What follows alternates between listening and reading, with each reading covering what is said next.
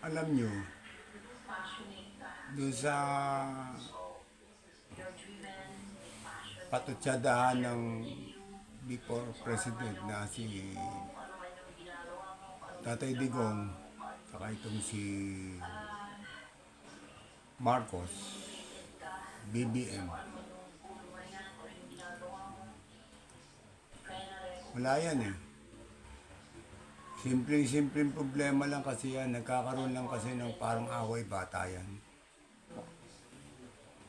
Nagsimula kasi yan dun sa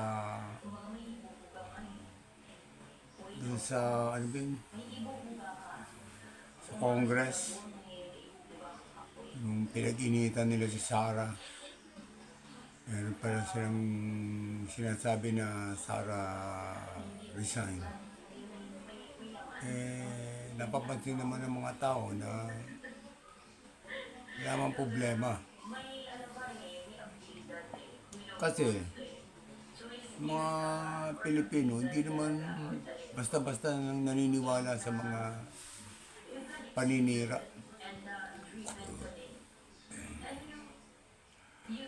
Katulad nung 120 million. Sabi nila, parang lumalabas corruption. DepEd yan eh. 120 million. Malaki ba yun sa DepEd?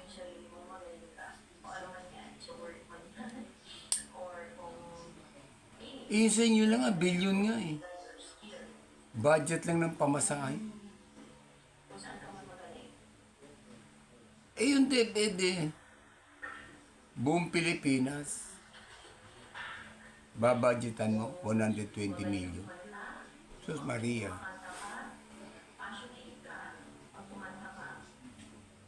Walang naniniwala doon sa sabihin yung kurap-kurap. Ang nagsasalita no, sabihin niya kurap si Sara kasi 120 million na ganito, naubos kagad pa rin din. Bracket yan eh, nakaprepare na yan eh. Pag magre-request ka ng ng budget, katulad yan, DepEd ka, Luzon, Visayas, Mindanao, kung saan-saan parte ng region yan. Nakalagay na dyan kung magkano mga kailangan nila. 120 million wala yun. Kulang na kulang yun. Si Pangulong Bongbong Marcos nga, pinirmahan niya yung 2024 na 5.768 trillion. Okay lang yun sa Pilipinas yun eh, budget eh. Okay yun. Pero yung idadagdag na 500 billion o 450 billion na ibinulong, reserba. Maria, reserba lang yun. Yung 5.768 trillion nga, napakalaki na, hindi na nga nireklamo eh. Hindi na pinapansin yun. Kasi para rin naman sa Pilipinas yun. Kung gagamitin sana talaga sa Pilipinas. Napakaganda. Pero idadagdag mo, sabihin mo reserba, wala. Para sa mahirap, wala. Kasama na nga yung trillion na yun eh. Sa Pilipinas eh. Kasama na yung pati mahihirap, makikinabang doon. Yung sinasabing 450 billion na parang pocket money na sasabi reserba kung sakaling may problema, wala yun. Yung pambulsa, wala yun. Titirahin nyo si Sara, Vice President Sara, na sabihin nyo, corrupt. Nakakahiya. Isipin mo, yung nagsasalita, yung kung may question sa kanya, plunder ang kaso. Ang lakas ng loob. Yan sa PhilHealth niya, hindi pa niya maayos-ayos. Dapat yun kinasuhan na siya dun eh. Pera ng bayan, malinaw na pera ng bayan yun. Yung PhilHealth na yun. para yun sa ano eh, sa mga nagkakasakit. Hindi yun ano, hindi yung budget para sa mga pagkain, kung ano, hindi. O sa tulay, wala. Pabahay, hindi. Yun, ginagamit yun para dun sa mga taong napupunta sa mga ospital, kung saan, yun ang PhilHealth. Kailangan ng taong bayan yung pinag-ipunan yan, pinag-ipunan. Hindi yan tax, pinag-ipunan niya ng taong bayan bukod doon sa tax na binibigay, nagbigay pa sa PhilHealth. Para dyan, nabawasan. Oh. Diba? Tapos si Sarah, imbestigahan mo. Sabihin mo 120 million. 120 million lang. Sabihin mo natapos na ubos ng 11 days. Bracket yan eh. Siyempre, pagbaba mo ngayon yan, ibibigay ka agad yan, ikakalat ka agad yan. O Region 1, Region 2, Region 3. Sa amin, wala pa eh. Yan lang eh. Bahala na kayo dyan. Kung ano yung mga problema nyo, kasi pumapasok yan, request yan eh. O ito ang kailangan sa ganito, ito ang kailangan sa ganun. Kinwestiyon nyo. Dinala nyo pa sa Senado, pinapahiya nyo yung tao. Hindi na nga kumikibo eh. Wala pa kayong tigil, tapos sabihin nyo, resign. Tapos pagka kayo sasabihin resign eh, binababoy. Kayo ito ng bababoy eh. Sabihin mo si Sarah, tahimik na tahimik, bibirayin nyo ng bibirayin. Kung ano mga pati ko, dadalhin nyo sa Senado, parang hinihiring nyo, kini-question nyo. O anong sagot? Ayaw na namin ng budget. Kumbaga sa inyo, ibulsa nyo na lang yung budget. Oh. Hindi naman sa akin mapupunta yun eh, sa taong bayan din eh. O di wag na, para walang trabaho. Bira. Ano sinabi ni Sarah? O sa nakikita niya, siyempre maraming nangangailangan. O bigay ko nila yung 10 sweldo ko. Di ba nakakahiya yun? Habang kayo nagpapasasa. O. Tapusin na natin yun. Hindi ito sa patutsadahan ng dalawa. Si Duterte sa si Bongbong. Simple-simple lang naman eh.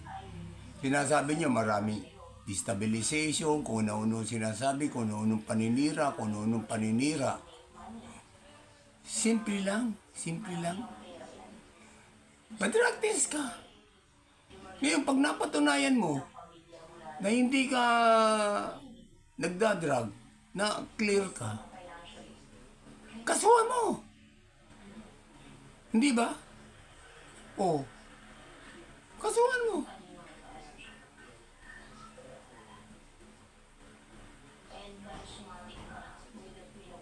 Simple lang eh. Sa akin, sabihin sa akin ganun. Kasi drug test tayo, sabay tayo. Drug test tayo, sabay. Oo. Presidente ka, sasabihin nag-atik ka. Bangag ka.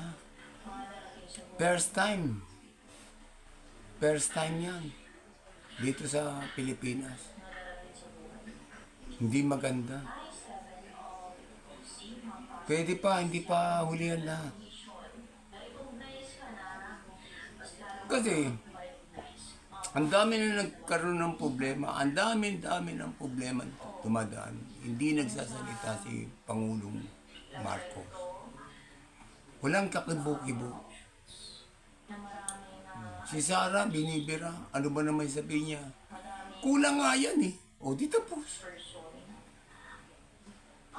Kulang yung budget na yan. Tapos. O.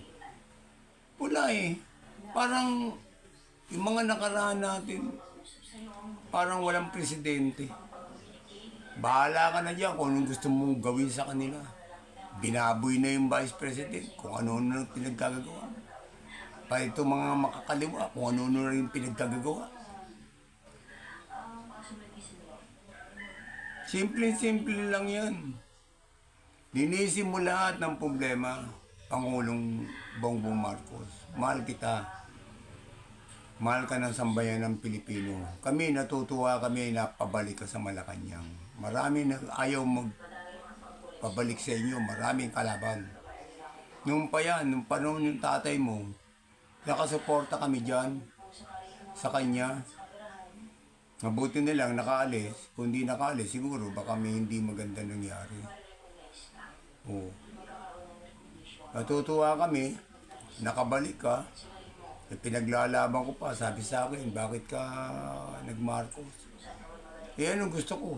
Anong gusto nyo? Hindi ko iboto si Marcos, pagkakataon na to. Na si Marcos makakapasok sa Malacanang. Ano ba nagustuhan mo doon? Simple-simple lang. Unang-una, yung Masagana 99 na ginawa niya, gumanda ang takbo ng buhay ng mga tao. Bumaba ang mga bilihin. Masagana 99, sabi ko lahat ng bakanteng lote, tataniman yung mga paso, lagyan ng mga gulay, kung ano-ano itanim. Pagdating ng panahon, siguro mga 2 buwan lang, 3 buwan lang, mababa na ang bilihin. Yun ang sinasabi ko sa kanyang land reform program. Ang galing talaga. Napakaganda. Kaya tuwan-tuwa ako na nakabalik si Marcos. Pero yung inaasahan namin, wala nangyari. Lalong tumaas ang bilihin. Pero may pag-asa pa. Kuya Bongbong Marcos, Mr. President, may pag-asa pa. Linisin mo yung Congress na pula-pula na ng hindi maganda. Linisin mo, tanggalin mo silang lahat yan, yung mga hindi magandang ginagawa, tanggalin mo. Yung mga nanggugulo. Tapos itong mga kaliwa na to, kasuhan mo na, tapusin mo na yung problema nila, katulad itong isa na to. Recruit ng mga kabataan. Hindi maganda parang napapansin namin ngayon, ibinabalik uli yung problema. Nilinis na ni Pangulong Duterte yan. Si Pangulong Duterte, hindi ko binoto yan. Hindi ko yan kilala Ang pinoto ko, sa totoo lang, si Po. Si Grace Po ang binoto ko. Kasi siya yung medyo maangat-angat ng panahon na yun Dumating si Pangulong Duterte, hindi naman namin kilala yan. Hindi nga naging Congress, hindi nga naging ano yan. Naging senador, wala. Kaya hindi kilala talaga. Hindi ko siya binoto. Pero yung mga ginawa niya, tuwan-tuwa ako, napakagaling talaga pala. Sipin mo lahat ng problema pag sinabing may laglag bala. Sasabihin niya kagad, pag nahuli ko kayo, palamon ko pakain ko sa inyo yung bala. Tahimik. Sa kanya, konting gibot lang, sinasagot niya kagad. Napakaganda, tahimik. Ipin Manila Bay, lahat nilinis niya. Kahit maraming kumukontra, nilinis niya. Lahat. Hanggang sa mawala siya, hindi makalimutan ng taong bayan talaga. Kahit ano pa sabihin nila, drug war, yung mga war on drug. Sabihin maraming namatay. Anong gusto mo? War on drug, ikaw ang papatayin. Ikaw nga ang yung nagsasalita dyan na war on drug, pangit. Ikaw nga humuli sa Ikaw mismo, lapitan mo nga yung wanted. Yung drug lord, sabihin mo, hulihin kita. Tingnan ko nga. Pag hindi mabasag yung mukha mo, yung ulo mo, mabutas. Ilang pulis na napatay din. Isipin mo, magbibigay ka ng magse-search warrant ka, bibigay mo dun yung warrant to pares, ibibigay mo sa kanila. Naku, hindi ka makakalabas. Siyempre, wanted yan May drug lord yan O alam ba, magpapahuli ba yan? Di bago mo ma-serve yung warrant yan tapos ka na, malayo na siya. Yung ba ang gusto nyo? Kailangan na mamatay yung mga matitino. Yung mga adik ang mabuhay. Para sa akin, mali kayo. Kaya yung ICC na sasabihin pupunta rito, Ang layo. Kayo ang dapat hulihin. Yan ang panahon ni Digong, wala ng drug eh. Ngayon, ang dami na naman. Nagbalikan na naman yung snatcher, kriminal, akyat bahay. Bumalik na naman. Di ba kayo nahihiya nun? Matapos linisin eh, dinumihan nyo ulit. Simple lang yan. Yung problema, hindi malaki. Magpa-drug test ka. Wala na. Linisin mo yun sa Congress.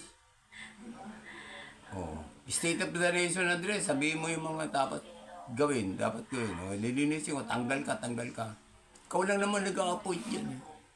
Pwede mong tanggalin. Sinabi mo nga, si Sara nga eh, ka-DepEd pa rin. Di ba? Ibig sabihin, pwede mong, kung gusto mo, tanggalin mo kagad.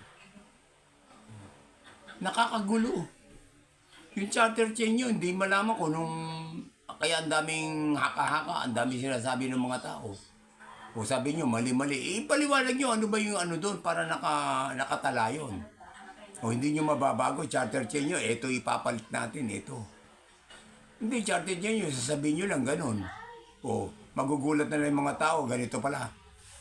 Hindi pwede, parang budol-budol na talaga yan eh. Papangakuan nyo ng ganito, maraming pera, ganyan. Ginagawa nyo yung mga tao, ginagawa nyo yung sabik sa pera. Hindi ganun. Ang mahirap, talaga naghihirap. Wala nang pag-asa.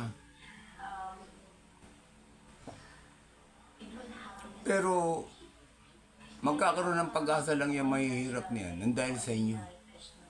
Ayusin nyo. Huwag ganun. Nakakadala eh. Isipin mo, si Marcos, bumalik, tuwan-tuwa kami. Alam namin na mas marami pang Marcos na papasok.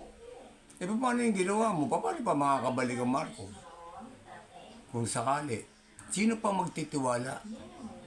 Kung sakali. Wala na. Wala na. Sira na eh. May pag-asa pa. May pag-asa pa. Talikuran mo yung mga mga demonyo dyan sa nakapaikot sa'yo. Talikuran mo sila lahat. Lumabas ka sa katotohanan kung Pilipino ka. Ikaw ba talaga si Bongbong? Alam namin si Bongbong eh. Matino, mabait, makabayan. Sana magkaroon pa tayo ng pag-asa. Magkaroon tayo ng pag-asa. Mahal ka namin, Bongbong. Mahal kita.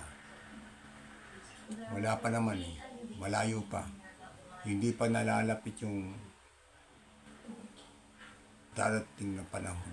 Malayo pa yun. May pag-asa pa. Kumbaga sa bahay, pwede pang linisin. Hindi pa mabahong-mabaho.